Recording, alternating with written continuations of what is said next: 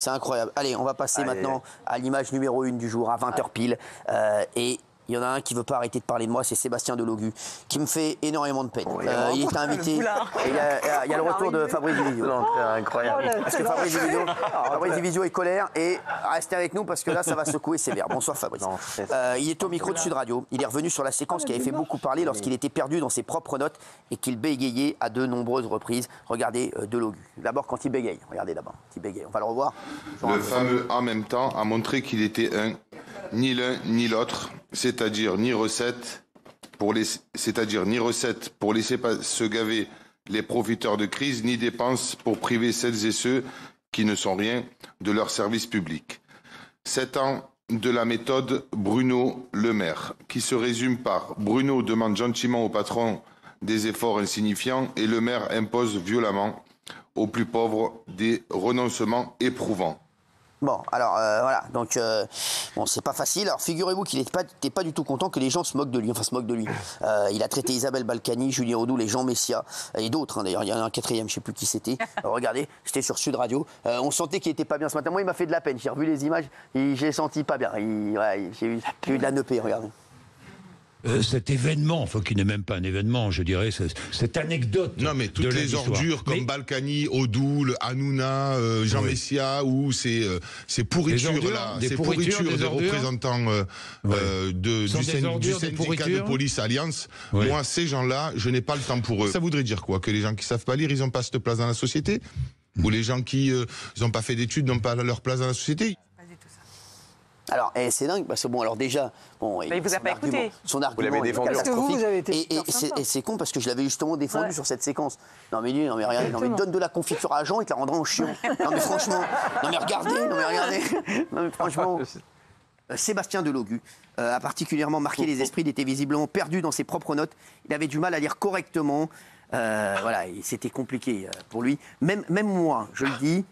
Voilà, et ça m'a pas fait plaisir. Franchement, ça m'a fait de la peine. Non, je vous jure que c'est vrai, parce que je trouve qu'il l'a envoyé au casse-pipe. Et même si vous savez, voilà, qu'il m'attaque énormément, voilà, on l'a encore vu la semaine dernière. Là, franchement, j'étais pas bien pour lui, et ça, j'aime pas. Alors oui, bon, c'est vrai que voilà, il me traite d'ordure derrière. Sébastien Delogu. Sébastien Delogu, de toute façon là, il savait plus quoi sortir. Moi, Sébastien Delogu qui lit mal. Je vais vous dire, moi, si ça avait été un député, voilà, qui parle pas beaucoup de lui, qui fait pas beaucoup parler de lui, qui reste dans son coin, enfin, qui fait son travail. Mais lui, il fait le malin partout. Il est tout le temps en train de bomber le torse, voilà, et à faire le malin. Et donc, il arrive, il veut faire le malin, il veut lire. On voit que c'est catastrophique. Alors, on a vu qu'il était nul en maths. On a vu qu'il était nul en français. Dans un instant, vous allez voir qu'il est nul aussi en histoire. Ah bah oui, franchement, c'est catastrophique. Alors, Fabrice Divisio, vous avez tweeté ce matin, c'est pour ça qu'on vous a invité, traiter quelqu'un d'ordure sans être repris est une injure publique d'un côté et de l'autre un problème de maîtrise de l'antenne. Donc forcément, eh bien, on va vous suivre, Fabrice Divisio, parce que comme a dit Destination Télé, aussi ce site qui lit souvent des vérités, toutes ces ordures comme Cyril Hanouna, je n'ai pas le temps pour eux. Ça veut dire quoi? Que les gens qui ne savent pas lire, ils n'ont pas cette place dans cette société. Sébastien Delogu, ils ont repris ce qu'il a dit. Et c'est vrai que, je vais vous dire, le problème qu'on a, c'est que déjà, il va être attaqué déjà par moi et par, bien sûr, tous les autres, je pense aussi. Et c'est vrai que, Fabrice Divisio, je suis assez d'accord avec vous là-dessus, sur ce que vous avez dit. Mais il y a deux problèmes, en fait, comme toujours. Il y a le problème du député, qui, c'est une injure publique, c'est un délit quand même. Exactement, bah oui, mais bon. Faire ça, pour le coup, c'est un délit pénal. Bon. Et puis, il y a le problème de la maîtrise de l'antenne. C'est-à-dire qu'en fait, l'ARCOM, a priori, tout le monde connaît maintenant. En fait, il y a une difficulté, c'est que la charte, moi je suis allé la voir, hein, la charte qui lie l'ARCOM à Sud Radio, la charte que Sud Radio a signée, elle dit quoi? Elle dit: le titulaire s'engage à ce qu'aucune émission ne porte atteinte à la dignité de la personne humaine. Il respecte les droits de la personne relatifs à sa vie privée, son honneur et sa réputation. Et donc, il doit faire preuve de... Il faut qu'il soit fait preuve de retenue dans la diffusion, machin. Donc on est exactement dans la jurisprudence Cyril Hanouna. Voilà. C'est-à-dire que si je veux faire simple et qu'on reprend la décision de l'ARCOM de février 2023, dans l'affaire Boyard, ce que reproche l'ARCOM à l'affaire C8, c'est précisément...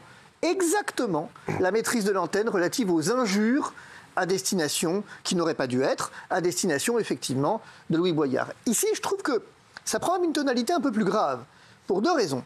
D'abord parce qu'on aurait pu plaider, sans doute l'a-t-il été fait dans l'ARCOM, qu'il y a eu, enfin voilà, le contexte de l'émission, tu t'es emporté, enfin tout ça. Rien qui s'explique, mais en tout cas qui peut se justifier. Ici, On est dans quelqu'un qui, froidement, sans aucun contexte, vient traiter d'ordure, alors non seulement ceux qu'on a cités, mais le syndicat Police Alliance, on va s'en prendre pour son grade. Au passage, je crois que c'est de pourriture. Il était traité. Odoul, Jean Messia, à moi, et Isabelle Balkany. On a quand même un syndicat de police qui est traité de pourriture. Bien sûr. Et on a un Jean-Jacques Bourdin qui non seulement ne va pas l'arrêter, ne va pas le tempérer, mais va au contraire presque le faire reprendre, en fait. Va le relancer. Et là, on est face à un problème. Je rappelle quand même que Jean-Jacques Bourdin, RMC, a déjà été fait un avertissement. Alors lui, là, il est sur Sud Radio. Oui, mais RMC à l'époque, avec Jean-Jacques Bourdin, avait déjà fait effectivement l'objet à l'époque d'une condamnation par le CSA, avertissement par le CSA, à propos des Juifs dans, je ne sais pas si tu te souviens, avec Manuel Valls, où il avait effectivement demandé à Roland Dumas. Est-ce que finalement il y a un complot juif Il voulait absolument faire dire à Roland Dumas qu'il y avait un complot juif, notamment dans l'entourage de Manuel Valls. Et il a été sanctionné pour ça, pour le coup. Et d'ailleurs, à l'époque, il avait tweeté en disant « On m'empêche de faire mon métier, mais je continuerai d'exercer ma liberté ». Donc depuis, il a changé d'avis. C'est Bourdin qui a fait ça ? Oui. Ah ouais, d'accord, quand même. Depuis, il a changé d'avis. Donc aujourd'hui, si tu veux, moi, alors, pour faire simple, moi, à titre perso, en tant qu'effectivement spectateur, en tant que téléspectateur ici, et même, j'ai envie de dire, spectateur radiophonique, j'ai pas l'intention de laisser passer un truc comme ça, et je vais, en qualité de spectateur, saisir l'Arcom. Et n'importe qui peut saisir l'Arcom. C'est tout le problème, d'ailleurs. C'est qu'en fait, n'importe quel spectateur ou téléspectateur peut faire un signalement à l'Arcom, et si l'Arcom décide de ne pas poursuivre, là, on sera face à une vraie question. Exactement. Là, on sera face à une vraie question. Et je ferme la parenthèse en disant ça, que c'est comme ça qu'on va réussir. Je vous entendais parler de l'Arcom tout à l'heure. Je ne sais pas s'il faut la changer ou pas, mais en tout cas, je vous disais autrefois, Géraldine, sur cette question des médias sans doute partiaux à certains égards à destination du président de la République, et qu'il y a un deux poids deux mesures qui est absolument permanent, c'est comme ça qu'on va le montrer. On va le montrer en se demandant si, lorsqu'on fait des signalements, si les téléspectateurs et les spectateurs font des signalements et que l'Arcom ne réagit pas, il va falloir à un moment donné qu'on cherche pourquoi, quand même. Et enfin, j'insiste sur le fait que si l'Arcom ne devait pas poursuivre, moi je saisirais le Conseil d'État pour qu'effectivement la décision de l'Arcom soit annulée. Ah oui, quand même. Oui, Gilles Verdez, vous êtes d'accord avec... Totalement d'accord, surtout parce que le présentateur relance. Et c'est... Moi, je soutiens certaines idées de M. Delogu, mais là, c'est purement de l'injure décontextualisée. Il n'y a rien. C'est juste qu'il avait préparé ça. Il lit ses notes à un moment. Il regarde ses notes. Il avait préparé les noms, il avait préparé les injures. C'est inacceptable. Sa victimisation est insupportable, d'autant plus que vous l'avez défendu encore une fois. Et enfin, moi, je suis choqué de son comportement. Et si on répond sur le fond, pardon, mais on a le droit d'être choqué qu'un député qui est censé voter les lois, qui est payé, je le rappelle, 7 500 €, on a le droit d'être choqué par le fait, non pas qu'il ait du mal à lire, même si ça peut être problématique, qu'il ne comprenne pas ce qu'il dit. Et on a le droit d'être choqué. Lui, il se fait tout de suite passer pour une victime. Et vous l'avez défendu, et lui, il vous traite d'ordure en retour. Quel que soit, j'ai envie de dire quelque part, qu'il ait été blessé, qu'il ait été... il va falloir qu'il est député quand même. Des coups, il va s'en prendre quelques-uns quand même. Premier élément. Mais deuxième élément, rien ne justifie qu'effectivement, il ait commis ce délit d'injure publique le cas échéant, mais deux, rien ne justifie que le présentateur, pour le coup, sachant qu'il a affaire à un député, sachant pour vous, là, c'est une non-maîtrise de l'antenne ? C'est une non-maîtrise de l'antenne. C'est clairement ça. Et sachant que quelques semaines auparavant, il avait félicité la décision de l'Arcom s'agissant de Cyril, rappelant que la loi est la loi et qu'il faut la respecter. J'ai envie de dire, peut-être qu'on peut s'appliquer à soi-même les leçons qu'on donne aux autres aussi à un moment donné. Quand on grimpe à l'arbre, il faut avoir le cul propre. C'est un peu l'idée. Et d'ailleurs, ce qui est insupportable, c'est que la décision de l'Arcom envers C8 a instauré ce climat dégueulasse de délation dont on est tous victimes. C'est-à-dire que maintenant, on va tous dire « Ah bah là, ils respectent pas l'antenne ». Moi, j'aime bien quand les médias sont libres. Moi, la partialité me dérange pas si elle est partout et que c'est la même chose pour tout le monde. Là, on va se mettre à balancer tous et c'est eux qui ont instauré ce climat. Oui, Maître Divisio, vous êtes meilleur sur l'Arcom que sur Notre-Dame et les vitraux. Ah non, alors sur Notre-Dame et les vitraux, il va te calmer parce qu'il travaille et il voulait pas le dire la dernière fois. Est-ce que tu peux le dire, Fabrice ? En fait, j'enseigne le patrimoine religieux. Très bien, et alors quel rapport ? Rien. Ta gueule. Si, un truc. C'est que moi, je sais de quoi je parle, mais c'est tout. Mais vous avez quand même entendu que Mme Rachida Dati me donnait raison et vous donnait tort. Alors je ne sais pas si vous croyez Cyril Hanouna, si vous croyez plutôt Maître Divisio ou Rachida Dati. Juste un point. Alors, je vais vous dire, excusez-moi, j'ai un truc. Juste un point. Fabrice Divisio, c'est pour moi. Aveuglément. Et d'ailleurs, il va rester sur le PSG tout à l'heure. Sur l'équipe de France, je vais vous dire. Il y a un truc qu'on ne fait pas, c'est qu'une fois qu'on a perdu un débat, on n'y revient pas. Oh, j'adore. Oh là, le coup.